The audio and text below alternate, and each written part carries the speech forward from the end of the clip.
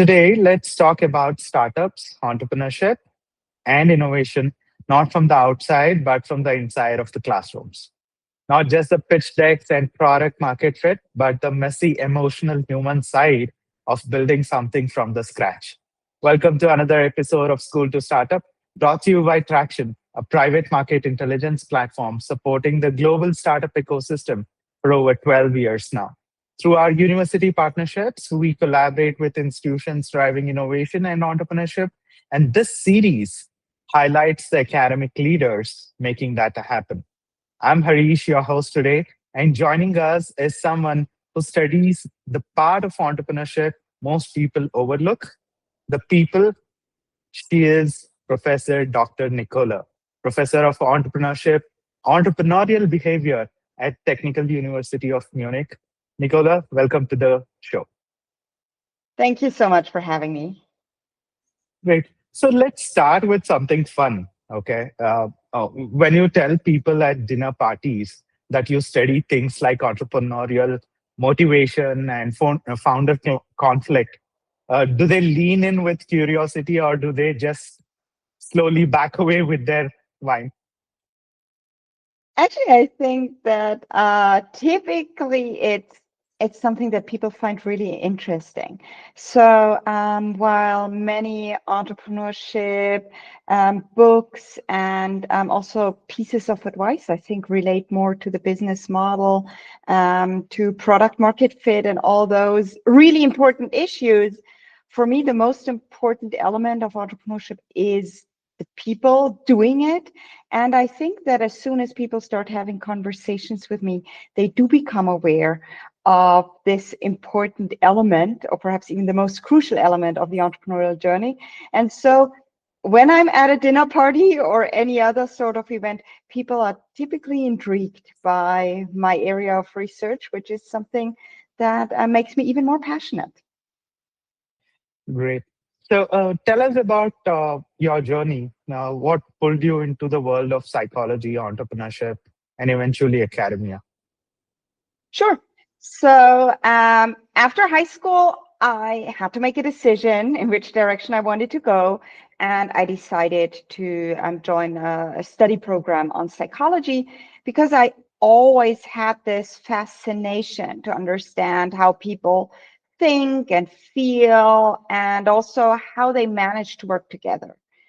But then, as I went through my studies, I actually realized that most of what I was learning focused on established organizations. And that then made me think about the very beginnings of organizations. So, what happens when organizations are just starting? And could psychology potentially help us to understand what is happening in those very first chaotic steps? And this was like the general curiosity that led me to do a PhD in entrepreneurship. And during my PhD, I then became really fascinated by entrepreneurship research and understanding how new ventures are created, how people navigate uncertainty, how ideas really are turned into real organizations. That's super exciting. And this fascination that I felt already during my PhD, that has stayed with me, and that has really motivated me then to pursue an academic career in this field. And honestly, there's just not a single day that I've regretted that decision. Amazing. So you've been researching this space for a while, right? And it's evolved so much, as you told. What are the big questions keeping you curious right now? So I think one of the biggest questions in particular, because I'm at a technical university where we often see complex startups evolving that necessitate lots of different skills, lots of different input, is the question of how the collaboration in a founding team works. So really, I think that this is something we sometimes just don't give enough credit. It's not the lonely hero, but it's really a team of co-founders working together. And then when you do this you have, of course, this huge opportunity, right? Because there are lots of people who can contribute their ideas, different skills, the perspectives that they bring together. And this is what I do study in my projects. And then I realized that it's not just positive, but there are also some challenges, because when teams are formed to cover different skills, this still does not automatically mean that the knowledge that the team potentially has at its disposal is really used effectively. And often, there are conversations just stay on some topics that everybody has always heard before, but the valuable insights just don't get shared. So in the area of founding teams, I still think that we need to understand how teams can work together in an even better way. Then there is another topic that I think is really important and that we should take care of, and this is the mental health of founders. So founders are often super passionate, super enthusiastic about their work, and then they just sometimes don't realize that they are really exhausted. And sometimes it already might be too late. And at that point, then a regular vacation is not enough. And so when energy is really depleted, this can affect the founder's motivation for their startup. And in some cases, founders just need to step away from their company. And this is a very crucial moment. And I try to understand this moment, but even like earlier situations, how can founders, on the one hand, work based on their passion, but on the other hand, also still stay stable in a mental way? And I think that's a big trend where we are seeing more and more work happening in entrepreneurship research. Very interesting. Before we deep dive, this is for our viewers. For everyone tuning in, if you are enjoying this conversation and want more real behind the scenes insights into startups and academic innovation, don't forget to like, comment, and subscribe to Tracxn channel, and hit the bell icon so you never miss an episode. All right, back to it. You have studied emotional contagion inside founding teams, right? So, how Mhm. do motivation and affect pass from one person to the next? And then, how can founders become more aware of what they are transmitting to the team? Mhm. That's an excellent question, and the answer is not as trivial as you might think. So often when you read like the literature for practitioners, then the literature says, oh, start in a team because your motivation will really be contagious. And this is the big advantage of working in a team. In our own work, we found that this often is not the case, but that entrepreneurial team members need some triggers so that motivation really is contagious. And these triggers typically are the feeling of being in the same boat, that everybody works on the same big vision, big ambition for the startup. And so in our case, we found that in teams that thought that they were underperforming, or in teams that were in industries that were really characterized by very harsh competition, those were the teams where motivation really was contagious. But in teams that were in a much calmer environment, where there were no threats at all with respect to the venture and its immediate survival, then motivation just was not contagious, and people even seemed to be relaxing when the others are investing high levels of it. And then you also asked about how passion then perhaps can even be contagious beyond the actual team, but perhaps more to the employees, the members of the startup. And this is also what we looked into in a project where we wanted to learn if for employees, the entrepreneurial passion is really, well, contagious, because this is what you often hear, that people say, well, we'll join a startup as employees because we want to work with those passionate founders. And what we found is that passion can be contagious, but only if founders and employees have similar goals. then they can be passionate for the very same thing, and this can help then the founders to feel more committed, the employees to feel more committed to the venture. But if goals don't match between founders and employees, then passion just is not contagious. So contagion can be important, but it's not working in an automatic way. And people also have to think about creating conditions in which they want to pass on their motivation and their emotions. Very true. Interesting. And it's really nice to see such a shift from, solo hero founder myth, right? So you often emphasize that entrepreneurship is deeply social. So what's one Absolutely. team dynamic that you wish more incubators, be it university or private incubators or advisors, or even a startup media should have paid attention to earlier? Wow, that's super hard to boil it down to just one element. I mean, I do think the probably most important insight, not just from my own work, but also from other research on teams, really is just because one member of the team has some knowledge, has some information, has some insights, this does not automatically mean that this is knowledge shared by the team. And taking some time for joint reflections where you also open up the spaces for broader discussions beyond perhaps one specific problem that you want to solve, that's super important. So teams need to create the room that these sometimes perhaps even random pieces of information can emerge, because sometimes somebody has insights and they might not even be aware of the fact that somebody else in the team would need this to continue their task successfully. Interesting. Speaking of that team dynamics, let's say two co-founders are arguing about whether pineapple belongs on pizza. It's getting a bit heated. So, according to your research, is this a task conflict, a relationship conflict, or the beginning of a startup breakup? I mean, first of all, let's be absolutely clear. There's no space for pineapple on pizza.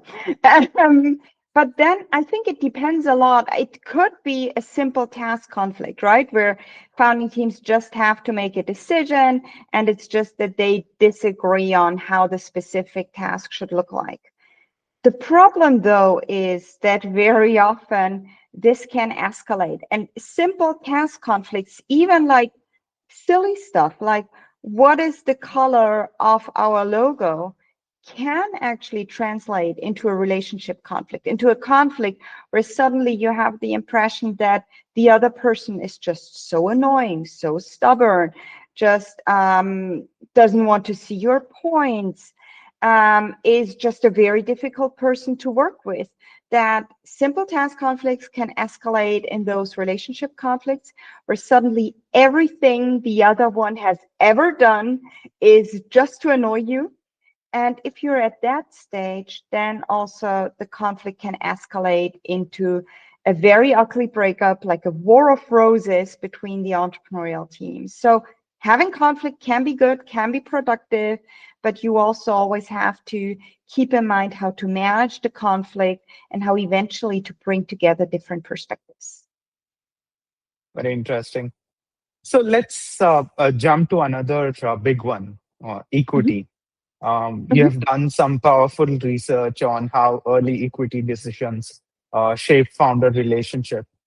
What's the most common trap teams fall into when dividing the pie? I think the biggest problem, and this might be related to culture, but even in Germany, we're perhaps known for being very open, not too shy to share our own viewpoints. Even then, it happens that founding teams just don't speak enough about it. They just stumble into some sort of an agreement. Everybody has perhaps implicitly some assumptions, some ideas to what extent they contribute to the venture, but not taking the time to speak about this and, really taking the time for an open conversation, closed doors, just everybody brings up what they have thought about. That's, I think, the most important thing. And we just very often see that teams don't do it because they're so overwhelmed with their daily lives and all the more operational tasks they have to work on, that there's just not enough room for this conversation. Interesting. So, zooming out a bit on students and startups, have you come across any recent student led startups or projects that stood out to you? I mean, probably all of them, right? All of them. It's always exciting to see students who are successful. But you know what? Sometimes it's also really impressive to see students who are working on a project and then the project perhaps eventually fails, because then still you can see how much effort the students have invested, how excited they've been about this, and eventually how much they learned. If really force me to focus on one, then I just would like to point out one project that is currently in development at my university, because I'm also a user of this. So this is a startup which is called One Tutor, and the students behind One Tutor have developed an AI tool for university education. And as a professor, I can upload my course materials. And then based on the course materials, the students have a tutor available like 24/7. They can ask any question that they probably don't want to ask me, or at a time that I'm not responding to my emails. They can even test their knowledge with little quizzes. And what I really like about this example is that it's a solution created by students for students. And this is, I think, a major step in student entrepreneurship. Very interesting. And you're one of the few who is bridging deep academic research with the real world startup dynamics. How do you see the role of academia evolving in the startup ecosystem, especially as the things get faster, more global, and also more unpredictable? So I highly appreciate how you see me, but I do think that there are many, many colleagues across this globe who are really investing lots of time, effort, passion in entrepreneurship education. But of course, this is something I'm really passionate about, and so I'm happy to share my perspective on this. So I think that obviously there are bigger and bigger challenges that we are facing, and that perhaps our students as the next generation will be facing as well, or perhaps even facing to an extreme extent than we have been confronted with this. And so I do think that universities will probably become more hubs for startups and innovation. So it's not anymore about just teaching entrepreneurship, but it's really about building entire ecosystems in which students can connect with mentors, with investors, but also with partners from industries. And universities are also often the place where we see like radical innovation. And universities, I think, also sign up more to this mission that they want to do more than just generating insights. So they want to make technologies, ideas usable and exploitable for their entrepreneurial talent. So I think that this idea of helping students to explore technologies that are emerging at a university and going beyond the traditional business model approach where you're very much perhaps in a silo, that's something where I see more and more universities working on. So thinking in a creative way about like really new kind of products and services, I think that's something that universities can contribute in the future. And then finally, I guess there's always the topic of impact. So more ventures are focusing on social and environmental challenges. And here academia also plays a key role in supporting students to develop these solutions that are not just innovative, but also meaningful. Amazing.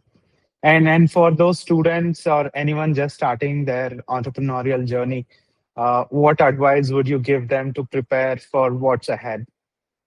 Mhm. So I've thought about this and I keep thinking about this whenever I talk to my students.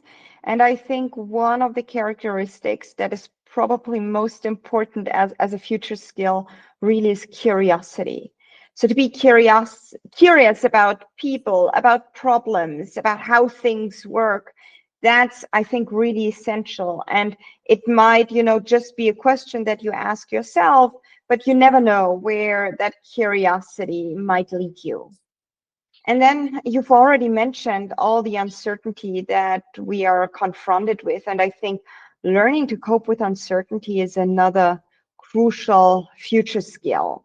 So many things just don't work out exactly as planned. And navigating this uncertainty is something that I think actually for any career in a startup or beyond is really helpful. And then connected also to my research, I think this thought that you never have to do it alone, that you can build a team around you. You can reach out to mentors. You can connect with anyone who potentially could be helpful, in particular as a student. I think that's something that I just would keep in mind, right? So entrepreneurship, but also, I guess, any sort of building your future career can be very much a collaboration. So having the right people, that's a big difference.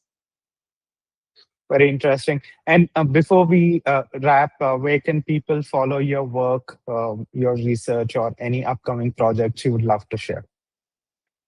So I think, first of all, if people want to have a very light read, I've just last year, jointly with two colleagues, published a book which is called 66 Simple Rules for Entrepreneurs.